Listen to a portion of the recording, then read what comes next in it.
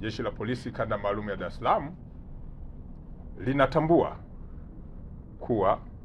tarehe 25 mwezi huu Juni mwaka 2025 majira ya saa 11 za jioni kwenye uwanja wa Benjamin Mkapa ambao uko Temeke kutakuwa na mchezo wa soka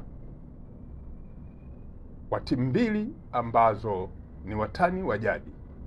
timu za Yanga na Simba, zote za jijini Dar es Salaam. Jeshi la Polisi Kanda Maalum ya Dar es Salaam linatambua kwamba mchezo huu utakusanya watu wengi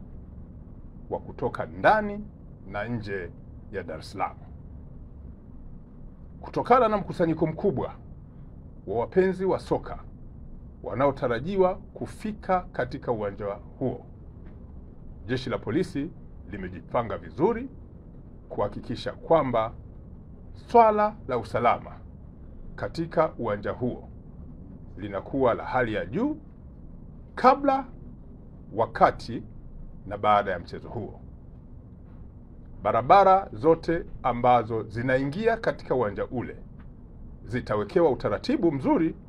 wa kuhakikisha kwamba watu wanafika katika uwanja ule na kuingia katika utaratibu ambao ni mzuri, ambao sio wa kero. Aidha, Jeshi la Polisi Kanda Maalum ya Dar es Salaam halitaruhusu mtu au kikundi chochote cha watu kuingia katika uwanja huo wakiwa na silaha za aina yoyote. Watakaoruhusiwa kuwa na silaha ni askari wachache ambao watakuwa na kazi zenye mahusiano na masuala ya kiusalama. Aidha, Jeshi la Polisi Kanda Maalum ya Dar es Salaam linawataka wapenzi wote wa soka